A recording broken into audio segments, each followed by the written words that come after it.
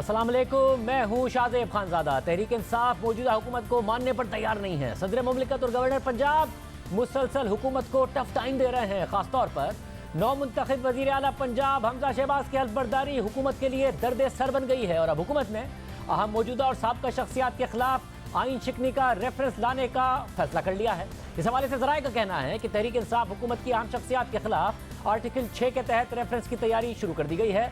हुकूमत की जानिब से साबका हुकूमत की मुबैना आइन शिकनी पर रेफरेंस की तैयारी के लिए कानूनी माहिरीन से मुशावरत की जा रही है। रेफरेंस के लिए वजारत दाखिला और वजारत कानून में तैयारियां शुरू कर दी गई हैं। ज़राए ने बताया कि सदर मुमलिकत आरिफ अलवी, साबिक वज़ीर आज़म इमरान खान, साबिक डिप्टी स्पीकर कासिम सूरी और गवर्नर पंजाब उमर सरफराज चीमा के खिलाफ रेफरेंस के लिए मवाद जमा किया जा रहा है। मुबैना आइन शिकनी से मुतालिक बयानात और असम्बलियों के रिकॉर्ड के हुसूल पर काम शुरू कर दिया गया है। नून लीगी रहनुमा अता तारड़ ने आज तहरीक इंसाफ के रहनुमाओं के खिलाफ आर्टिकल 6 की कार्रवाई का मुतालबा किया था। उन्होंने हमजा शहबाज की हल्फबर्दारी से मुतालिक कहा कि अदालत ने गवर्नर पंजाब को आज रात 12 बजे तक का वक्त दिया है, इसके बाद अपने लाएअमल का ऐलान करेंगे। आइन शिकनी करने वालों के खिलाफ हमारी दरख्वास्त है फेडरल गवर्नमेंट से और हमने ये बाज़ाब्ता तौर पे आज उनको ये रिक्वेस्ट डाल दी है कि आर्टिकल 6 की कार्रवाई अमल में लाई जाए। और जो हल्फ बर्दारी के मामलात हैं, आज रात 12 बजे तक टाइम है हुकूमत के पास, गवर्नर के पास। हुकूमत तो खैर अब है नहीं, तो वो नहीं करते तो हमने अपनी कानूनी मशावरती टीम बिठा दी है। आज उस पर मशावरत करके अगले लाहे अमल का इंशाल्लाह ऐलान करेंगे। मगर अब तक हल्फ नहीं हो सका है। मुल्क के सबसे बड़े सूबे के वज़ीर आला की हल्फबर्दारी एक मुअम्मा बन गई है। तहरीक इंसाफ और काफ लीग हमजा शहबाज को वज़ीर आला मानने पर तैयार नहीं है। हमजा शहबाज 16 अप्रैल को वज़ीर आला पंजाब मुंतखब हो गए थे, मगर आज 13 दिन गुजर गए हैं और वो हल्फ नहीं उठा सके हैं। गवर्नर पंजाब हल्फ लेने से इनकारी हैं। सदर मुमलिकत किसी और को हल्फ देने के लिए नामजद नहीं कर रहे हैं। लाहौर हाई कोर्ट फौरी हल्फ बर्दारी का कह चुकी है, मगर अदालत के कहने के बावजूद तामील नहीं की गई है। अदालत ने गवर्नर पंजाब को आज रात 12 बजे तक का वक्त दिया, मगर अभी तक इस पर अमल नहीं हुआ। आज स्पीकर पंजाब असम्बली परवेज इलाही ने हमजा शहबाज को वज़ीर आला तस्लीम करने से इनकार करते हुए कहा कि उस्मान बुज़दार आज भी वज़ीर आला पंजाब हैं, कानून साजी भी अदालतों ने करनी है, तो फिर इधर आ जाए। मिनिस्टर का इलेक्शन वो हाउस के अंदर होता है और स्पीकर की कुर्सी के ऊपर होता है। तो ये स्पीकर जो था, डिप्टी स्पीकर, ये भाग के तो चला गया विजिटर्स गैलरी जहां विजिटर बैठे होते हैं। अब विजिटर से माइक पकड़ के इसने ये सारा इलेक्शन करा के सैबोटाज किया और वो इलेक्शन हुआ ही नहीं है। क्या हम डे टू डे अपना असम्बली की लेजिस्लेशन भी नहीं कर सकते? वो हमें पुलिस ने करानी है या किसने करानी है? अदालतों ने करानी है तो हमें बता दें। हम कुछ भी नहीं करते, वो इधर आ जाए। फिर गुज़िश्ता रोज़ chief justice Lahore high court Mohammad Ameer Bhatti ने अपने तहरीरी हुक्मनामे में गवर्नर पंजाब उमर सरफराज चीमा को तजवीज़ दी थी कि वो नौ मुंतखब वज़ीर आला पंजाब मोहम्मद हमजा शहबाज शरीफ से जुमेरात रात 12 बजे तक हल्फ लेने के लिए हवाले से इकदाम करें। अदालत ने करार दिया था कि अगर गवर्नर पंजाब उमर सरफराज चीमा किसी वजह से हमजा शहबाज से हल्फ नहीं लेते तो अपने किसी नुमाइंदे के जरिए हमजा शहबाज से हल्फ लें। अदालत ने कहा कि सदर मुमलिकत डॉक्टर आरिफ अलवी भी वज़ीर आला पंजाब के हल्फ के हवाले से अपना मस्बत और जमहूरी किरदार अदा करें। अदालत ने कहा कि उस्मान बुज़दार का इस्तीफ़ा मंजूर हो चुका है, पंजाब वज़ीर आला के बगैर चल रहा है, जिससे गवर्नेंस मुतासिर हो रही है। हल्फ लेने में हायल रुकावटें दूर करने के लिए अदालती फैसले में हल भी दिया गया था। अदालत हुकूमत बनाने के हवाले से आइन के आर्टिकल कहते हैं कि हल्फ जल्द से जल्द होना चाहिए, फौरी तौर पर हल्फ बर्दारी की तकरीब होना ज़रूरी है, इसमें ताख़ीर करना आइन की बुनियादी रूह के मुनाफी है। तहरीरी फैसले में अदालत ने गवर्नर को इस अमल के लिए मुखातिब करते हुए लफ्ज़ ऑर्डर के बजाय सजेस्टेड, प्रपोज और एडवाइस के अल्फाज इस्तेमाल किए थे। फैसले में कहा गया है कि सदर पाकिस्तान पर भी आइन के तहत जिम्मेदारी आयद होती है कि वो हल्फ बर्दारी के अमल की तकमील करवाएं। इसलिए तजवीज़ दी जाती है कि सदर सूबे में हुकूमत का क़याम यकीनी बनाने के लिए आइनी किरदार अदा करें। दूसरी जानिब आज स्पीकर पंजाब असम्बली परवेज इलाही ने डिप्टी स्पीकर दोस्त मोहम्मद मज़ारी के खिलाफ तहरीक अदम एतमाद पर वोटिंग के लिए सूबाई असम्बली का इजलास बुलाया, मगर फिर बगैर किसी कार्रवाई के 16 मई तक मुलतवी कर दिया। इस पर बात करेंगे माहिर कानून सलमान अकरम राजा साहब हमारे साथ मौजूद। सलमान अकरम साहब, बहुत शुक्रिया मुझे ज्वाइन करने के लिए। ज़ाहिर अदालत ने एडवाइस, सजेस्टेड के अल्फाज इस्तेमाल किए थे, आज भी नहीं हो सका है हल्फ। क्या कानूनी रास्ता इस वक्त मौजूद है? देखिए, एक तो ये अफसोस का मकाम है, अदालत आलिया ने, हाई कोर्ट ने गवर्नर को एक तरह से याद दहानी कराई कि उनका आइनी फरीजा क्या है। आइन में उनको ओथ लेना है। जब एक शख्स मुंतखब हो गया, जो सेशन हुआ उसके हवाले से सर्टिफिकेट उस सेशन के सदर यानी कि वज़ारी साहब जो डिप्टी स्पीकर थे उन्होंने दे दिया, मामला ख़त्म हो गया। इनके पास कोई इख्तियार नहीं बतौर गवर्नर कि ये उस पर बैठ जाएं बतौर मैजिस्ट्रेट और कहें कि मैं इस कार्रवाई को नहीं मानता, या परवेज इलाही साहब आज अपने चेंबर में बैठ के कह दें कि हम कार्रवाई को नहीं मानते, जबकि खुद वो एक कंटेस्टिंग कैंडिडेट थी। ये जो कुछ हो रहा है ये सरियन आइन की रूगर्दानी है, आइन से नाफरमानी है। हम आर्टिकल 5 का बहुत जिक्र सुनते आए हैं पिछले चंद दिनों में, तो यहाँ ये आर्टिकल 5 की सरियन हमारी आंखों के सामने नाफरमानी हो रही है। अब मसला ये है कि गवर्नर को इस्तिस्ना हासिल है, जब तक वो गवर्नर है उनके खिलाफ कोई कार्रवाई नहीं हो सकती, तो इन्हें अदालत की कार्रवाई बिलखुसूस नहीं हो सकती। इसलिए अदालत ने उनको एक तरह से एक बड़े मोतबर अंदाज में उनके ओहदे का लिहाज करते हुए उनको याद दहानी कराई। अब वो नहीं उस बात को मान रहे, तो जब वो गवर्नर नहीं रहेंगे तो उनके खिलाफ कार्रवाई हो सकती है। उस वक्त देखा जाएगा कि जो आर्टिकल 5 की रूगर्दानी हुई, क्या ये आर्टिकल 6 की कार्रवाई बनती है या नहीं बनती, और उस वक्त देखा जाएगा कि क्या ऐसा कोई हुक्म था अदालत का जिसकी उन्होंने नाफरमानी की, जिसके हवाले से तौहीन अदालत की कार्रवाई भी उनके खिलाफ की जाए। ये मामला अब 10-15 दिन का है, क्योंकि 25 दिन थे सदर के पास उस मशवरे पर बैठने के जो वजीर आजम साहब ने उन्हें दिया था इनको हटाने के हवाले से, गवर्नर साहब को हटाने के हवाले से। उसमें से 9-10 दिन अब गुजर गए हैं, 15 दिन बाकी हैं, वो भी गुजर जाएंगे। बिलाखिर तो इनको माजूल होना ही है और उसके बाद किसी और को गवर्नर लगना ही है, और वो फिर लगकर जो आइन का तकाजा है उसके मुताबिक जाहिर है काम करेंगे। लेकिन सूबा जो है बेयकीनी की हालत में है, और ये किसी सूरत भी ना सूबे के लिए ठीक है ना हमारे आइनी निज़ाम के लिए ठीक है। मतलब अगर क्या कोई कार्रवाई आइनी तौर पर हुकूमत कर सकती है, क्योंकि कह तो रहे हैं कि हम साबिक डिप्टी स्पीकर, साबिक वजीर आजम, सदर, गवर्नर के खिलाफ कोई क्या रेफरेंस ये ला सकते हैं, ऐसा कुछ हो सकता है? देखिए, जब ये अपने ओहदों से माजूल हो जाएंगे उस वक्त तो हो सकता है। इस वक्त तो इनको आइन के आर्टिकल 248 के तहत एक तहफ़्फ़ुज़ हासिल है, लेकिन जब ये ओहदों पर नहीं रहेंगे तो फिर इनके खिलाफ यकीनन कार्रवाई काबीना सोच कर सकती है। सदर और गवर्नर के खिलाफ अभी कार्रवाई नहीं हो सकती है। प्रोग्राम में ब्रेक शामिल करते हैं और हम खबर उस पर बात करेंगे। ब्रेक के बाद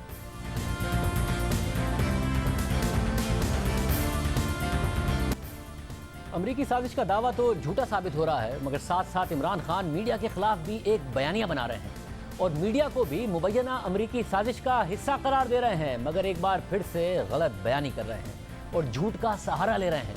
हक़ाइक़ आपके सामने रखते हैं। इमरान खान ने लाहौर में मीडिया पर इल्ज़ाम लगा दिया कि तहरीक इंसाफ का ब्लैकआउट किया जा रहा है। मीडिया के लोगों से पूछना चाहता हूँ, मीडिया की आज़ादी की बात करते हैं उनसे पूछना चाहता हूँ कि क्या हमारे ज़माने में कभी इस तरह का मीडिया ब्लैकआउट हुआ जो आज तहरीक इंसाफ से हो रहा है? आज़ादी राय किधर गई आज़ादी मीडिया? हमारे ज़माने में 80% जो प्रोग्राम्स होते थे वो हमारी गवर्नमेंट के खिलाफ होते थे। आज क्यों मीडिया का ब्लैकआउट कर दिया है? मैं पूछना चाहता हूँ कि कौन आपको धमकी दे रहा है कि तहरीक इंसाफ को ब्लैकआउट करो?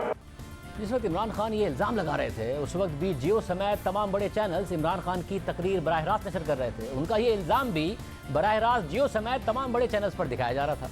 हमारे पास मौजूद अदादोशुमार के मुताबिक इमरान खान ने 2:25 पर तकरीर शुरू की और फिर 3:01 तक तकरीर मुकम्मल की। तमाम बड़े चैनल्स ने इमरान खान की तकरीर बराह रास्त नशर की और जियो न्यूज़ ने 3 बजे की हेडलाइंस भी रोक दी थी और इमरान खान की तकरीर मुकम्मल दिखाई थी।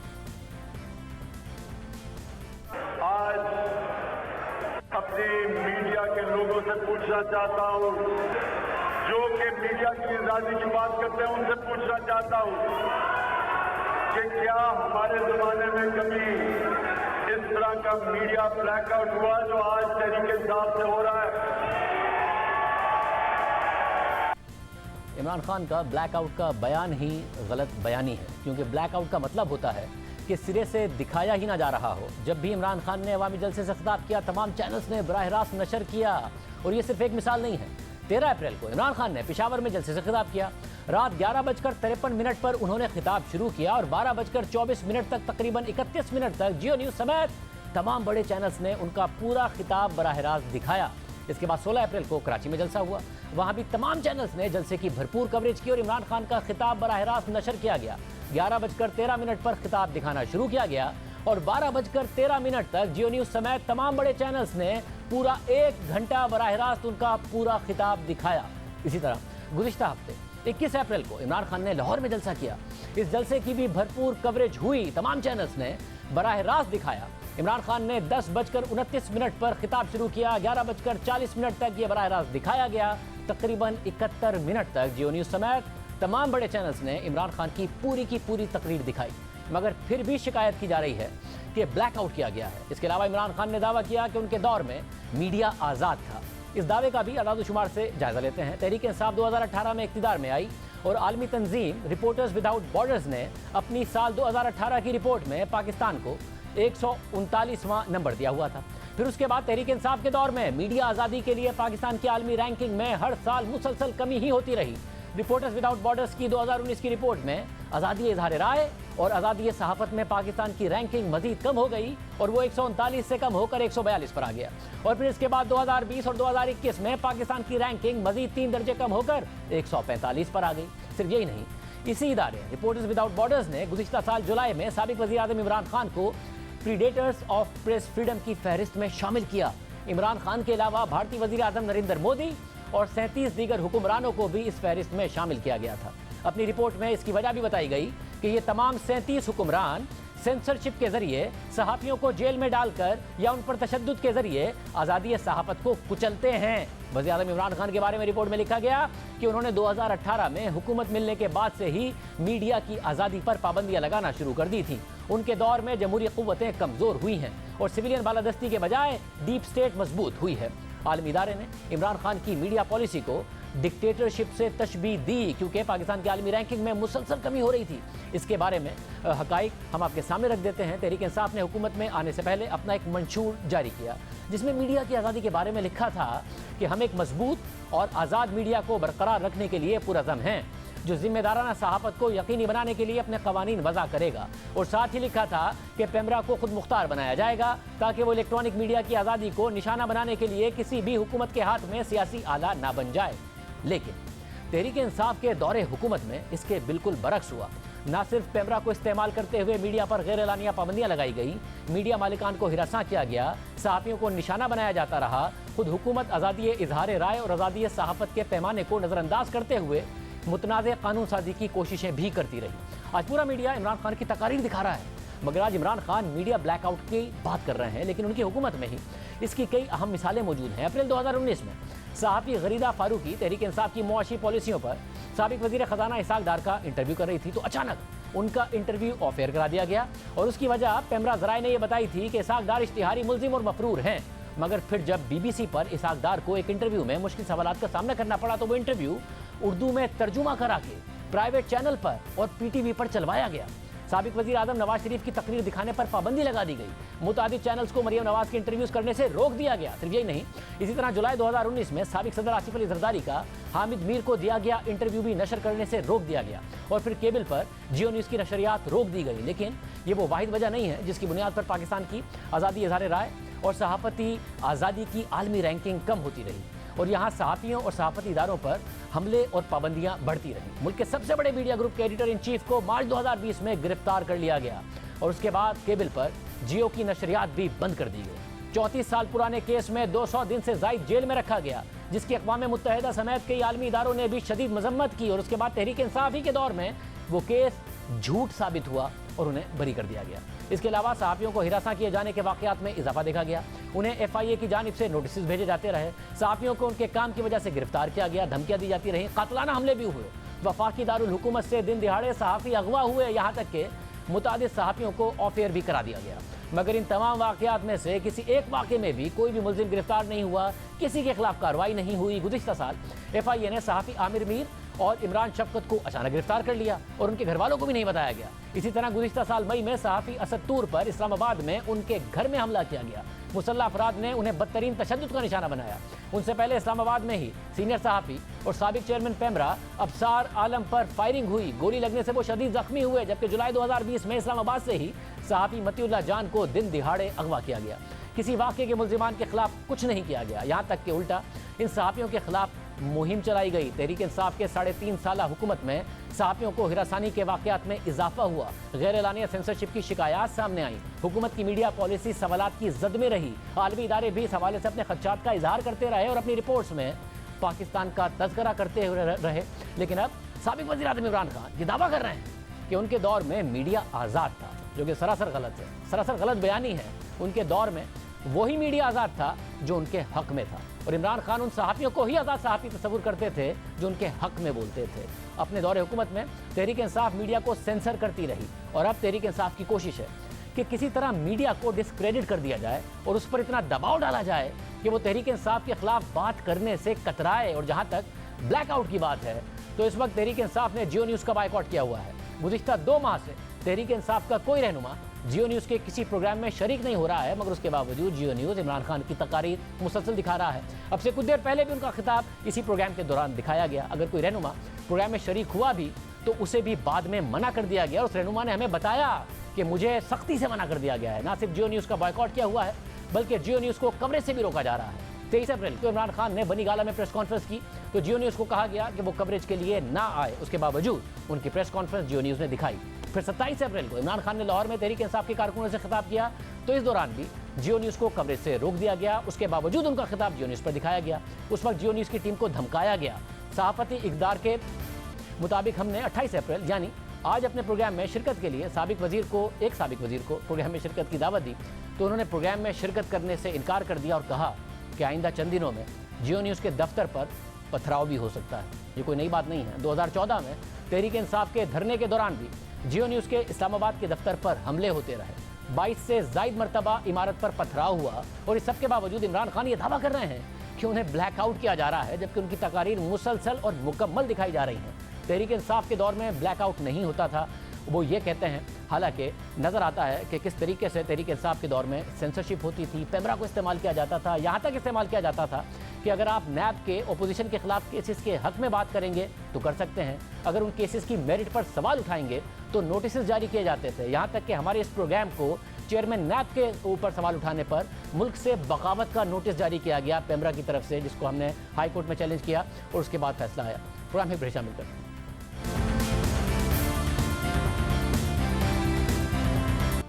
इमरान खान इदारों पर दबाव बढ़ा रहे हैं, खासतौर पर इलेक्शन कमीशन को निशाना बना रहे हैं। चीफ इलेक्शन कमीशन पर मुसलसल संगीन इल्ज़ामात लगा रहे हैं, उन्हें नून लीग का एजेंट कह रहे हैं और उनसे मुस्ताफ़ी होने का मुतालबा कर रहे हैं। मगर इलेक्शन कमीशन ने इमरान खान के बयान का नोटिस ले लिया है और उनके खिलाफ तौहीन अदालत की कार्रवाई का इशारा दे दिया है। इलेक्शन कमीशन के एडिशनल डीजी ने पैमरा से इमरान खान के 26 अप्रैल को पेशावर में खिताब की मुकम्मल रिकॉर्डिंग तलब कर ली है और साथ ही तहरीक इंसाफ के रहनुमा खुर्रम शेर जमान, हलीम आदिल शेख और एजाज अहमद चौधरी के बयान का रिकॉर्ड भी तलब कर लिया है ताकि तनाज़ा इलेक्शन कमीशन के सामने रखा जा सके। इसके अलावा कल फॉरेन फंडिंग केस की समाअत के दौरान चीफ इलेक्शन कमिश्नर ने वाज़ेह किया था कि कमीशन किसी भी किस्म के दबाव में नहीं आएगा, चाहे बाहर 5 बंदे आएँ या 5 लाख बंदे आएँ। इलेक्शन कमीशन ने इमरान खान के 26 अप्रैल के जिस बयान का नोटिस लिया है उसमें उन्होंने चीफ इलेक्शन कमिश्नर से मुताल्लिक कहा था कि चीफ इलेक्शन कमिश्नर नून लीग का प्लांटेड एजेंट है। चीफ इलेक्शन कमिश्नर है, ये बिल्कुल एक नून लीग का प्लांटेड एजेंट है, इसमें कोई एतमाद नहीं, ये कोई मौका नहीं छोड़ता हमें नुकसान करने का। हमने चैलेंज किया था कि पहले तीनों जमातों की इकट्ठे केस देखें कि किसकी जायज फंडिंग है, किसकी नाजायज है। इसके पास कोई इखलाकी जवाज नहीं है चीफ इलेक्शन कमीशन रहने का। जब एक सबसे बड़ी मुल्क की पार्टी उसके ऊपर एतमाद नहीं करती तो वक्त आ गया कि वो इस्तीफा दे, नहीं तो ये हमारी पार्टी अभी से तैयारी कर रही है इसके खिलाफ सारे मुल्क में मुजाहरे करने के लिए।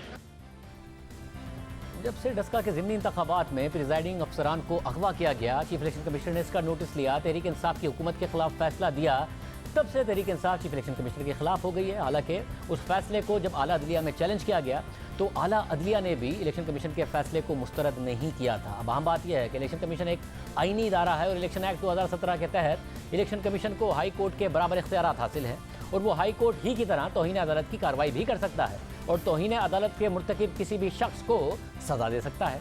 वज़ीर कानून आज़म नज़ीर तारर ने आज जियो न्यूज़ के प्रोग्राम कैपिटल टॉक में बताया कि इलेक्शन कमीशन तौहीन अदालत के कानून के तहत 6 माह सज़ा दे सकता है। तौहीन अदालत का मुर्तकिब शख्स नाअहल होकर 5 साल के लिए सियासत से बाहर भी हो सकता है।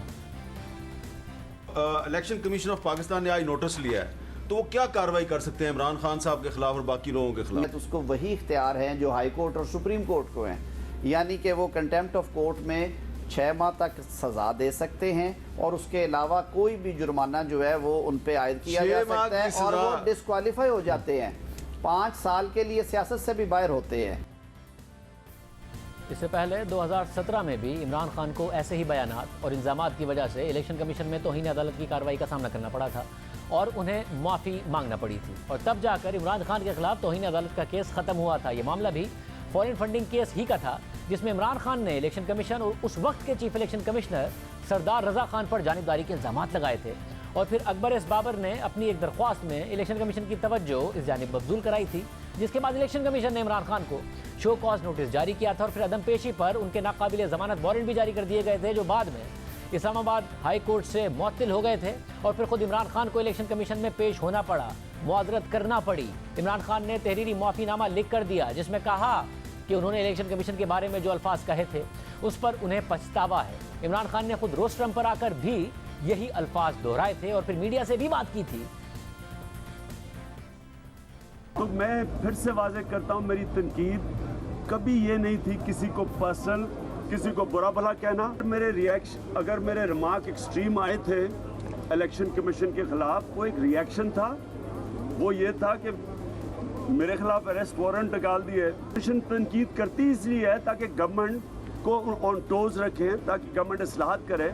इसका ये मतलब नहीं है कि हम कोई इस मुल्क की इलेक्शन कमीशन को बुरा भला कह रहे हैं। इसके अलावा गुज़िश्ता साल ही तहरीक इंसाफ के रहनुमा और उस वक्त के वफाकी वज़रा फवाद चौधरी और आज़म सवाती ने इलेक्शन कमीशन पर शदीद तनकीद की थी, धमकियाँ दी थी और चीफ इलेक्शन कमिश्नर को अपोजिशन का माउथ पीस करार दिया था और फिर बाद में उन्हें भी माफ़ी मांगनी पड़ गई थी। और अब खुद इमरान खान ने भी मौजूदा चीफ इलेक्शन कमिश्नर के खिलाफ यही रवैया अपनाया है, जिसका इलेक्शन कमीशन ने नोटिस ले लिया है।